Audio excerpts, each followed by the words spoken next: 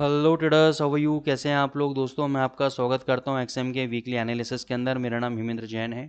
बहुत ही ज़बरदस्त इवेंट वाला ये सेशन रहने वाला है, क्योंकि इस वक्त जो जियो पॉलिटिकल टेंशन चल रही हैं मार्केट्स के अंदर, और उसके अलावा सबसे बड़ा जो एक कोरिलेशन बिगड़ा हुआ है डॉलर के बीच में और गोल्ड के बीच में, वो एक चिंता का कारण, चिंता का विषय बना हुआ है इन्वेस्टर्स कम्युनिटी के बीच में। क्योंकि जब भी बॉम्बार्डिंग होती है या कोई भी जियो पॉलिटिकल टेंशन होती हैं, तो आपका डॉलर भी भगने लगता है और आपका गोल्ड भी भगने लगता है।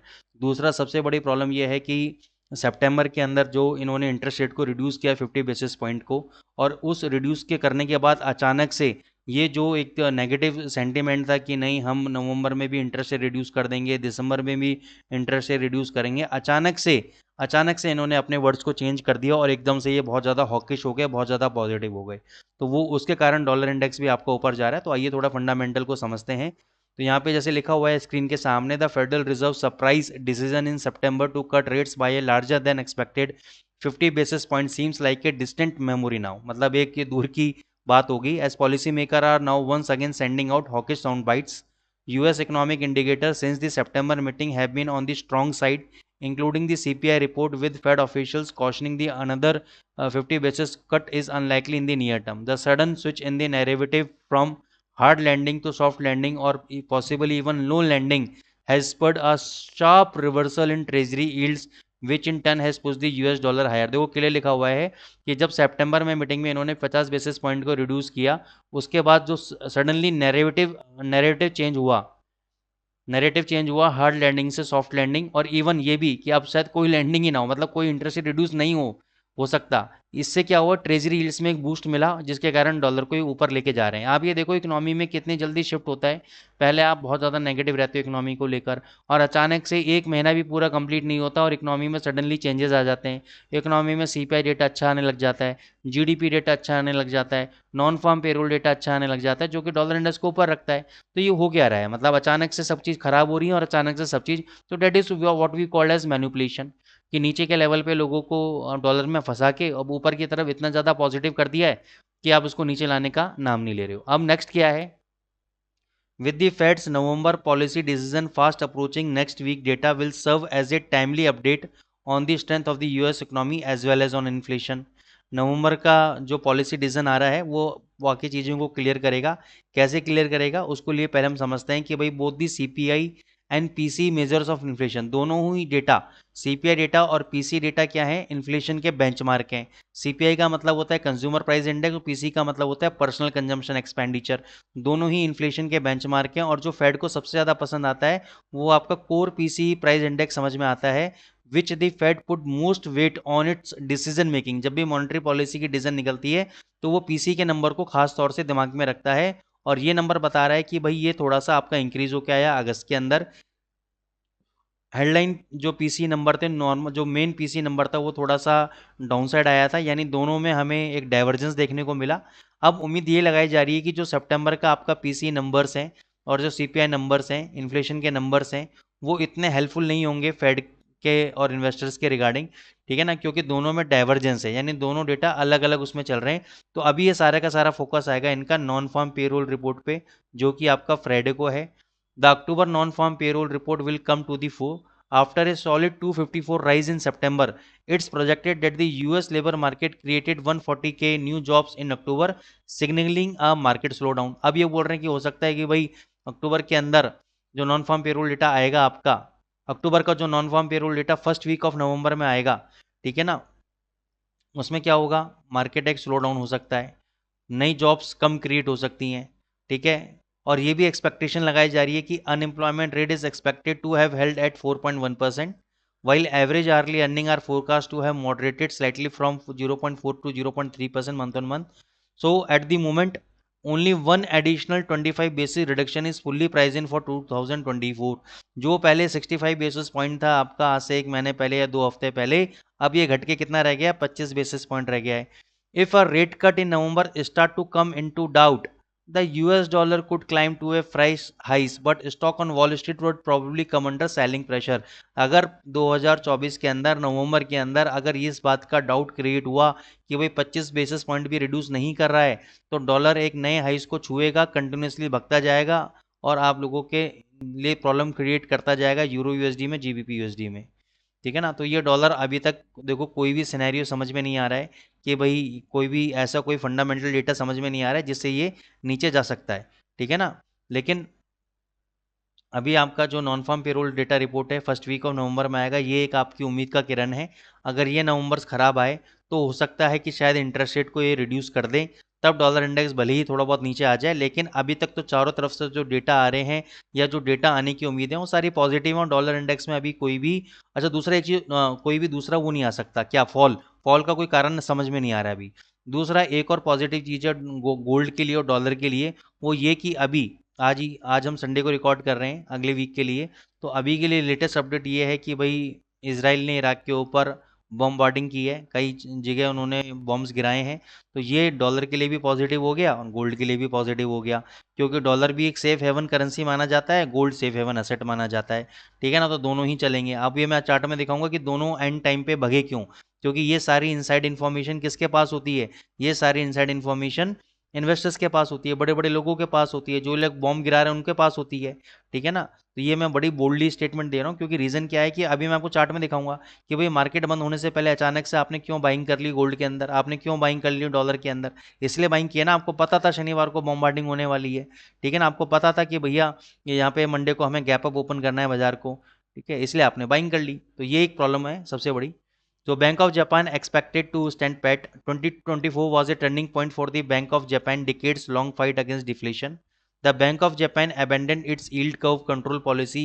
उन्होंने अपनी yield curve control policy को अमेंडेंट किया, बॉन्ड परचेजेस को हाफ किया, बोरिंग कॉस्ट को बढ़ा दिया, नेगेटिव पॉलिसी इंटरेस्ट रेट्स को भी खत्म कर दिया। However despite policy maker clear intention to continue the normalisation of monetary policy and raise rates even higher, inflation appear to be settling around Bank of Japan 2.0% target, lessening the need for further tightening. यानी जो bank of Japan का कहना यह है कि भाई हमारा जो इन्फ्लेशन का टारगेट है 2.2% का वो अचीव हो चुका है, अब हमें ज़रूरी नहीं है कि हम और इंटरेस्ट रेट को रिड्यूस करें या वो करें, कोई चेंजेस करें उसके अंदर, ठीक है। The most recent commentary from Governor Ueda and other board members suggest a rate hike is not forthcoming on Thursday। यानी वो नहीं चाहते कि भाई रेट हाइक को भी हम इंक्रीज करें थर्सडे को, जब आपका अक्टूबर का डिसीजन निकलेगा बैंक ऑफ जापान का। In the absence of any hints about a rate hike any time soon, the yen will probably continue to struggle against the US dollar. केवल यूएस डॉलर के against में नहीं struggle करेगा, बल्कि ये GBP JPY, USD JPY, euro JPY, तो JPY pairs जो हैं वो स्ट्रांग रहेंगे, क्योंकि उसका जो काउंटर करेंसी है जेपीवाई वो नीचे जाएगा आपका, ठीक है ना। तो अगर ऐसा लगा कि भाई इंटरेस्ट रेट को इंक्रीज नहीं कर रहे तो वो आपका प्रेशर में आ जाएगा।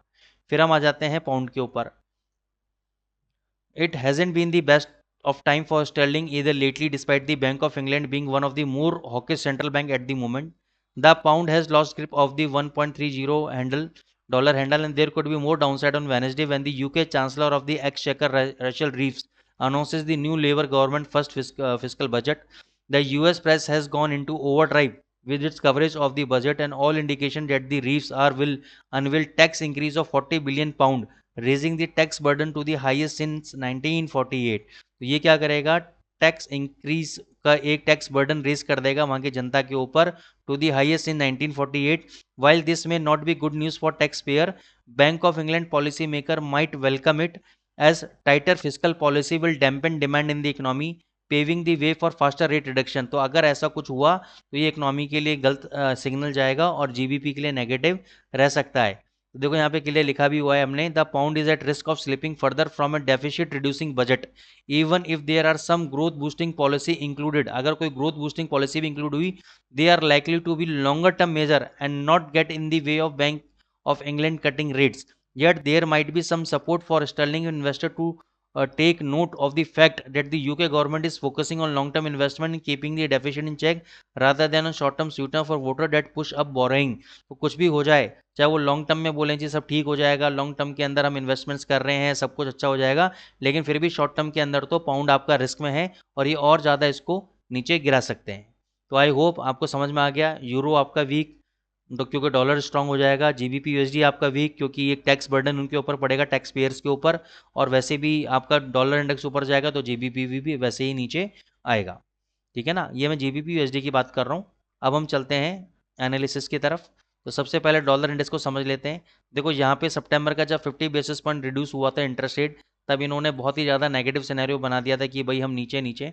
अचानक से इंटरेस्ट रेट रिड्यूस होने के बाद ऐसा क्या हुआ कि एकदम से तेजी में आ गए, लोगों को ट्रैप कर गए और अब ऐसा मूवमेंट बना दिया नीचे नहीं आ रहा है। दूसरा जो मैं आपको बोल रहा था, जियो पॉलिटिकल टेंशन के कारण जो इसराइल ने इराक पे जो बॉम्बार्डिंग की, आखिरी में देखो इन्होंने सैटरडे को बॉम्बार्डिंग हुई और फ्राइडे को इन्होंने पोजीशन बना के चले गए डॉलर के अंदर। तो डॉलर अच्छा खासा नीचे आ रहा था, रिवर्सल पैटर्न बना रहा था, लेकिन इन्होंने नीचे लाने नहीं दिया, इसको ऊपर ले गए। तो जब तक अभी देखो एक टेक्निकल बेसिस पे तो रेजिस्टेंस लिया है, ये वाला जो रिजेक्शन लेवल है यहाँ पे ऐसे ही एक इसने रेजिस्टेंस लेने की कोशिश तो की है। अगर ये वाला लेवल नहीं टूटता मंडे को, जो मेरे को लगता है टूट जाना चाहिए, लेकिन अगर ये लेवल नहीं टूटता तो ये नीचे आपका 103.21 तक और 102.50 तक नीचे गिर सकता है। अदरवाइज नहीं तो ये 105.41 तक आपका ऊपर चला जाएगा, यहाँ पे नेक्स्ट रेजिस्टेंस लेगा और वहाँ से ये नीचे गिर सकता है। यूरो यूएसडी पे आ जाओ। यूरो यूएसडी यहाँ पे सपोर्ट लेने की कोशिश कर रहा है, अच्छा खासा ऊपर गया भी था। 2 आवर्स का चार्ट अगर आप देखोगे, यहाँ पे inverted head and shoulder pattern बनाया था, ये देखो, ठीक है ना। सॉरी, ये तो एक छोटा सा रिवर्सल था, ये वाला था inverted head and shoulder pattern, ये वाला बिल्कुल नेक लाइन के पास ब्रेकआउट दिया और वहीं से नीचे आ गया। तो अगर कमिंग वीक के अंदर ये वाला लेवल टूटता है 760 का, तो नेक्स्ट सपोर्ट लेवल इसका 1.0680 से 1.0700 के बीच में होगा। ये वो लेवल है जहाँ पे आप बाइंग कर सकते हो। मैं डेली चार्ट पे भी एक बार आपको इसकी कॉन्सेप्ट को क्लियर कर देता हूँ। ये देखो, ये एक सपोर्ट लेवल लिया यहाँ पर, क्लोजिंग ऊपर दिया, अब ये लेवल टूटेगा तो नेक्स्ट सपोर्ट लेवल आपका ये है, ठीक है ना, 680 के आसपास का सपोर्ट है। तो नेक्स्ट यहाँ पे आएगा और यहाँ से मेरे को लगता है आने के बाद एक बार बाउंस बैक इसको देना चाहिए डेफिनेटली, क्योंकि चाहे देखो डॉलर इंडेक्स कितना भी पॉजिटिव हो गया हो, जितना न्यूज़ अभी पॉजिटिव आ रहा है उससे पहले इन्होंने तेज़ी खेल ली है। अब जब ये न्यूज़ पॉजिटिव लाएंगे तो आप लोग क्या हो जाओगे, यहाँ पे पॉजिटिव हो जाओगे, ये आप लोगों को यहाँ तक लेके जाएगा, फिर ट्रैप करके नीचे लेकर आएगा।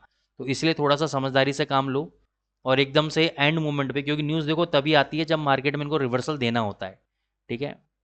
इस एक कॉन्सेप्ट है ना कि बाय दी रूमर और सेल दी फैक्ट, ठीक है ना। रूमर्स को बाय करो, रूमर्स अगर आते हैं बाजार में कोई और उसके कारण सेलिंग आती है तो उसको बाय करो, अगर अगर कोई फैक्ट आता है, न्यूज़ आती है, तो सभी सेल करो आप, ठीक है ना। ये देखो inverted head and shoulder pattern बनाया इसने, तो हालांकि ऑलमोस्ट ब्रेकआउट दे भी दिया था, इसने भी वहीं से फॉल दे रहा है। तो अगर ये वाला लो टूटा 2900 का, तो ये 2860 तक 2800 तक जाएगा। मैं लेवल्स ऑलरेडी मार्क किए हुए हैं डेली चार्ट पे, वो भी आपको दिखा देता हूँ। ये देखो, ये वाला लेवल अगर टूटा तो ये 2860 और 2800 तक ये बीच में यहाँ पे रुकेगा। फिर ये वाला आपका स्टॉप लॉस रहेगा 2660 का, ये वाला लो, ठीक है ना। और अगर ऐसा कुछ भी नहीं हुआ, मार्केट मान के चलो संभल गया, अचानक से बाइंग आ गई, तो ये 3100 तक आपका जा सकता है। तो मैं ये रिकमेंड करूंगा कि 1 घंटे का 2 घंटे का कैंडल का आप वेट करो और 3000 के ऊपर ये वाला जो लेवल है, इसके ऊपर कैंडल का क्लोज होने का वेट करने दो। जैसे ही ये लेवल ब्रेक होगा आप बाय ट्रेड एग्जीक्यूट करना, ठीक है। ये वाला लो आपका स्टॉप लॉस रहेगा और 3117 और 3200 तक का आपका क्या रहेगा, टारगेट रहेंगे आपके, ठीक है। जीबीपी जेपीवाई पे आ जाते हैं। जैसे मैंने आपसे कहा कि बैंक ऑफ जापान अभी इंटरेस्ट रेट बढ़ाने के मूड में नहीं है, तो ये जेपीवाई के लिए वीक रहेगा। तो मैं चाहता हूँ आप यहाँ पे इसको बाय ट्रेड एग्जीक्यूट करो, ठीक है। 9450 तक आता है, यहाँ पे और पोजीशन को ऐड करो। ये वाला लो आपका स्टॉप लॉस रहेगा 9350 का, टारगेट 200 प्लस आपके टारगेट रहेंगे जीबीपी जेबीवाई के अंदर। पहले भी मैंने आपको बोला था कि भाई इसके ऊपर बाई कर लो, बहुत ज़बरदस्त तेज़ी देखने को मिलेगी। जिन लोगों ने हमारे एनालिसिस को फॉलो किया उन्होंने ज़बरदस्त पैसा बनाया और अभी भी मौका है इसको बाय करने का। यूएसडी जेपीवाई पे मैं वापस आ जाता हूँ। यूएसडी जेपीवाई भी देखो यहाँ पे वापस से रिवर्सल पैटर्न बना रहा है। ये जो चैनल है, चैनल पे सपोर्ट ले रहा है, तो ये मेरे हिसाब से अभी तेज़ी में है। अगर मान के चलो कल को ऐसे नीचे भी आता है तो इस चैनल पे सपोर्ट लेगा ये और यहाँ से फिर ही ऊपर भगने की कोशिश करेगा। तो every dip is a buying opportunity in USD JPY. तो कल को अगर ये 151 तक या 150-70 तक ये नीचे आता है तो और बाय ट्रेड एग्जीक्यूट करो आप, ये ऊपर ही जाएगा, क्योंकि जेपीवाई आपका बैंक ऑफ इंटरेस्ट अभी इंटरेस्ट रेट डिसीजन नहीं लेने वाला, मतलब इंटरेस्ट रेट नहीं बढ़ाने वाला, ठीक है। यूएसडी कैट कंटिन्यूसली ऊपर भग रहा है, रुकने का नाम नहीं ले रहा है। डेली चार्ट पे हम आ जाते हैं। मैं आपको एक लेवल देता हूँ, ये वाला जो लेवल है इसको ये ब्रेक करेगा, 3946 का लेवल है। आप 3960 पे अपना एक सेल ट्रेड लगाइए, 40 पिप का अपना एसएल दीजिए 4000 पे क्लोजिंग बेसिस पे, वहाँ से 100 पिप आपको नीचे मिलेगा, प्रॉफिट बुक कर लीजिएगा। क्योंकि यहाँ पे ऐसे बहुत सारे ऑर्डर ब्लॉक लगे हुए हैं जिन लोगों ने यहाँ पे एसएल लगा रखा है, तो जैसे उनका एसएल खाने जाएगा उसी लेवल पे हमें शॉर्ट बनाना है। 40 पिप ऊपर हमें अपना एसएल लगाना है और टारगेट 100 पिप का हमें टारगेट लेना है। USD CHF में फ़िलहाल अभी हमारा कुछ भी नहीं लग रहा, कुछ भी ओवरऑल स्ट्रॉन्ग कंडीशन है, तेज़ी की कंडीशन है। जब तक ये 8600 का लेवल ब्रेक नहीं करेगा, every dip is a buying opportunity, कोई भी डिप आता है बाय ट्रेड लो, ये जल्दी ही 8730 के लेवल को अप्रोच करेगा।